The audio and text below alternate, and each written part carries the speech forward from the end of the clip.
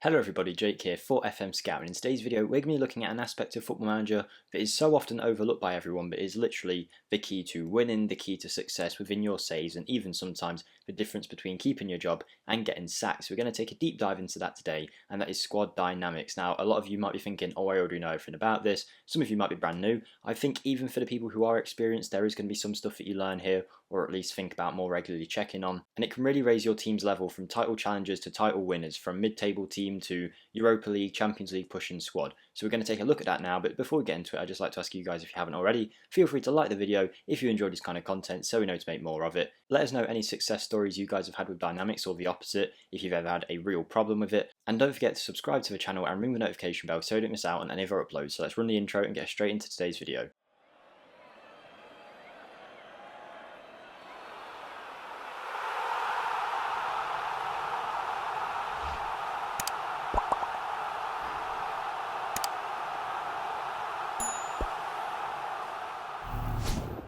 Okay everyone, so here we are. So as I did say, we're going to be looking at dynamics, how it all works, how it all functions, and we're going to be using my little save as an example here. If you do want to come check out this little save, there will be a link to my channel in the description. A lot of you guys have came over and are really enjoying it, so if you want to come and head over there and just hit the subscribe button, that would really mean a lot, and I think there's a very good chance you'll like it. But yeah, here we are with Lil, and we're going to use them as an example to take a look at dynamics. So of course the only place to really start is the actual dynamics screen. Here we can see things from team cohesion, club atmosphere, managerial support. We'll go into all of them in detail in a second, but you can see even me, who I'm someone who I try and keep an eye on this quite a lot, I do make the odd mistake and it can be crucial. So we've got Jean-Claire Todibo here. He's my club's record signing in the third season, £50 million.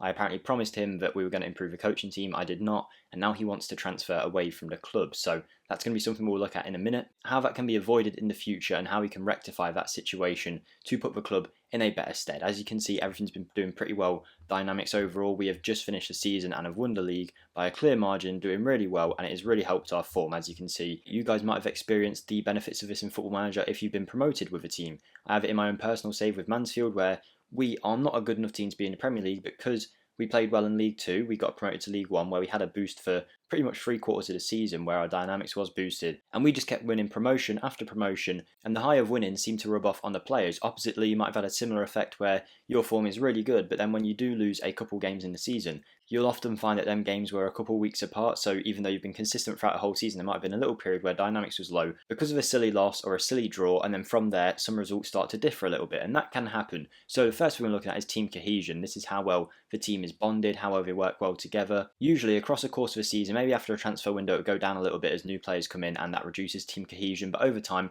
it will quite often go up. If you do your training yourself, things like bonding and match preparation sessions can really help in training, or if you leave it to your assistant, eventually over time there'll be enough of them training sessions that it will get sorted. So it's not the biggest deal, and you do need to be careful though that you don't suddenly sell your first 11 one summer and buy a completely new 11, because it will hurt you in team cohesion. It can eventually build up, of course, but in the starting stage of having a new team, it can really affect your team's performance. When your team is happy, they're performing at a completely different level. As I did say, we're going to do a general overview here, and then towards the end of the video I will offer some solutions of how to improve it, how to fix it when things are going wrong, and how to improve it when things are going well too. So club atmosphere is just a general idea of how well your club's doing. As long as this is on the high side, we should be fine. This can be influenced by everything at a club, from wins to training sessions to unhappy players. All of it will add up to the overall club atmosphere and how everyone's feeling. And managerial support is of course how the team feels about you. If I suddenly started deploying a really stupid tactic that clearly wasn't working, the players might not like it. If I broke a million promises to the players, they wouldn't like it, and my managerial support would eventually go down. You can see here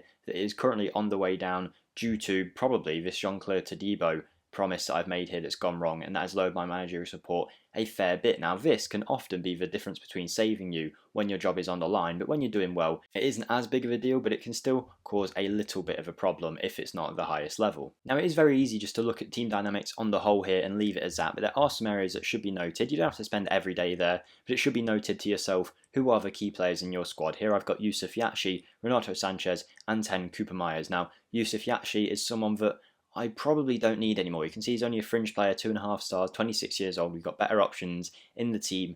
Do I really need him? I would say not really, but I'm not going to sell this guy, and that is because he holds such a good standing in the club. Eventually when that starts to dip down because of less playing time, I will look to get rid of him, but right now I don't want to rock the boat by selling a player who can still do a job for us even if he isn't the best player in our side. Now, team leaders can be a real benefit to you guys in many ways. They can also be a huge negative. For example, as I did mention, if I upset a team leader, it can quite often trickle down, and that isn't just team leaders, that's highly influential players too. You do have to be careful with what you are doing. If you upset too many of them, you are going to cause problems. But as much as they can be a negative, they can be a huge positive too. They can help in promoting club targets in the press, which will help the club target want to join you more. I can start a discussion with him, discuss teammate happiness, and try and figure out things like, oh, can you try and talk to Tadibo for me, try and sort that out. So the hierarchy page isn't a page that you always need to frequent, but it's something to keep in mind at the start and maybe midway through a season, just to make sure you're not going to be upsetting the wrong players. Social groups, to be honest, is something I don't look at too much. The only benefits you can really get of this are someone like Geronimo Bruno here. He's recently joined, and because of that he's not in a social group, and I find that he doesn't perform as well in games. I don't know how linked that exactly is. You don't want too many players in the others section because they won't bond with your team too well. It's not a big deal if there is the odd player, and as you can see here, they're not going to be gelling with the rest of the squad. The only other thing I really look at on the screen ever is sometimes it will tell you out of your scouted players which ones of them would really suit these team dynamics nicely. So you know that if we brought Nicolo Zanolio here, he would fit in like a glove within a month or two, be part of these social groups. Before we go and have a look at the main screen here, I will also just mention team meetings and team talks there. Obviously very important. Quite often you can do them at crucial games in the season, and the game will actually tell you to do it then, but there are also times when you can just set one up if you want to before a big game, even if a game doesn't mention it. You can try and pump the team up, or if you're on a low run, you can pump the team up, and that difference in morale can hopefully help you guys out. But happiness is something you guys should frequent this screen a lot more than you probably do. I'm guilty for it for sure, and it will just let you know everything about your club. What are the problems? And you can see them before they bud into major issues that are going to cause upset in your team. For example, if it says dissatisfied, that's not a big deal. It's something that can be rectified before it goes wrong, and something you can sort out. So pre-concern, these players, by the looks of it, all seem to think they want to move to a bigger club or sign a new deal. This is something that might not need addressing immediately. When the time comes, they will come to me and ask for a new contract, and I can reject it or grant it depending on the player. But it does let you see things like this. We can clearly see here, out of everyone, the majority of players are happy, but Jean-Claire Tadibo, the player whose promise we broke, he's completely unhappy with the management as far as going to the public. Now, if we click on this and you didn't know, you'd be able to see why the reason for that was, and we can see here that we had a promise that we will improve the coaching team. I forgot about this, didn't do it, and it's caused a big issue that might not be able to be rectified. It can over time. There are ways to fix this, which we'll talk about in a minute, but this can cause a big problem for your team, especially for a player who we've only just brought in for £50 million this season. So that is something that I personally need to keep a closer eye on, and I imagine maybe with you guys, promises are a thing you forget about. Now, the easy way to see these is I didn't even know this until I was looking through the happiness screen. I completely forgot it was there. It does tell you that you have one promise with Renato Sanchez. I can hover over that and see what it is. Give complete rest from matches. I've obviously told him he needs a rest. I've succeeded in that, so the promise is all good. Sometimes you'll forget about a player might want a certain number, and if you go on here, you'll be able to see what that number is, that kind of thing. Always a good idea to keep on track of it. So we've got an unhappy player here in Tadibo. How can we rectify this? How can we improve his morale when things are going wrong? Well, firstly, this is not the end all. Sometimes it can be, but with Tadibo, we've had this problem before where he wanted to leave the club because I promised him I'd sign a midfielder. I forgot about that too. We didn't sign a midfielder. Now, the way you can prove him wrong is if he does end up staying at the club, it tends to be if your team performs well, he forgets about it because he realises that, okay, maybe the manager was right. And that has happened here in this situation, but now I've messed up again, and Tadibo is very unhappy. So what can I do now to make him a little bit happier? Well, if he was really causing a massive problem at the club, I would definitely suggest selling. A single player is no bigger than the whole club. So if you can sell a single player and get rid of all unhappiness problems, if he is the root cause, then do it. But right now, Tadibo hasn't really affected everyone else's morale. So if I can save Tadibo's morale, then that will be awesome. So a little thing you can do with a couple of button presses is just to go like this: praise player, praise conduct. As long as you haven't done something completely disastrous in terms of club conduct, this is a get out of jail free card a hell of a lot of the time. Even if a player is playing well, it can raise their morale a little bit higher. He doesn't even have to have done anything. He's not done anything that I need to praise, but because I have this option, all I do is I say, I appreciate the role you've done, and we can see slowly his morale is starting to tick back. He's gone from abysmal to very poor in that space of time, just from a couple of button clicks, and that will work in the same way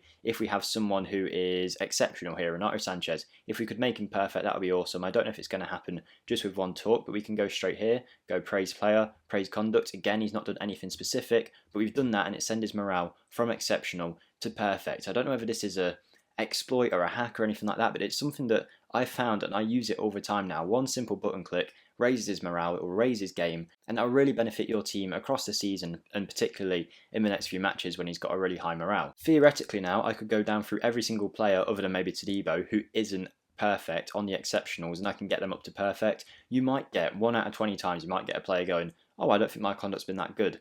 There's a very little chance of that happening, unless they've been completely stupid, then do avoid it, but most of the time a player's conduct is great. Jonathan David, discuss, praise player, praise conduct, it's commendable the way you've been, blah blah blah. It goes from exceptional to perfect in a couple of seconds. Now he's going to be playing better in game. So that there was a tip that I hope even if you were an experienced player, maybe it's not something you do, you can do the same thing, not just with conduct, but during the season if they've had a good match, praise them. Finally, just before we go, there is one other thing that you should consider within Dynamics, and that is your own manager attributes. So if I go to my profile, we can see my attributes here. From this, I can tell what I'm good at. Now, a few things that will affect Dynamics are things like motivation, man management, and level of discipline. So just to let you guys know what they do, motivation affects team talks, team meetings, that kind of thing. Man management is to do with one-on-one conversations. So if you find that your one-on-one conversations aren't going well, this is something to look at and check that, okay, maybe my man management isn't up to scratch. Sometimes you can put an arm around a player and it will really help them out when you do have a good man management attribute. And finally, level of discipline. That determines how likely players are to come with you to problems. So if I had a 19 level of discipline, imagine it like Sir Alex Ferguson. He was known for his level of discipline. I can't imagine Raphael and Fabio back in the day were going up to Alex Ferguson and saying, oh boss, I think I could play a little bit more. I want more playing time. I want more money in my contract. You wouldn't do it. Maybe the biggest players might go up to him, but that's what level of discipline is about. It really just reduces the amount that people come up to you with minor issues. If I had 2 for level of discipline, you'd find all of them players on the dynamic screen who said, what was it, that they wanted a new deal, wanted to leave the club because they thought they were bigger than the club. All of these, if I had a really low level of discipline, would have likely have already came to me. The majority of them are just on pre-concerns and won't even make it up to my level. They'll never even come to talk to me, so it is fine because of my level of discipline. So definitely do consider that. Do consider Dynamics as a whole. They can really elevate your team and you'll definitely notice it. You've all had it when you get promoted, when you're doing well, your team does well. After a few losses, just like in real life, it can really just dip your morale down, everything tanks and things start to go wrong from there. So it's always something to keep an eye on. Try not to let it get too out of hand. Always keep an eye on your team leaders, your happiness and your promises. Promises are so important because if you break a promise, it's often very, very hard unless you're really successful to pull that player back around. So do keep an eye on that. So that being said, that will be the end of today's video, guys. If you do want to check this little save out, feel free to check the description and come and head over to my channel if you want to see these players in action and if we fix the Todibo problem. Don't forget to like the video if you did enjoy it and subscribe to the FMSCOUT channel. Let me know what you think down below. Do you have any extra tips that you think will help everyone with keeping their dynamics at a good level? Thank you for watching and I'll see you in the next one, guys. Stay safe and goodbye.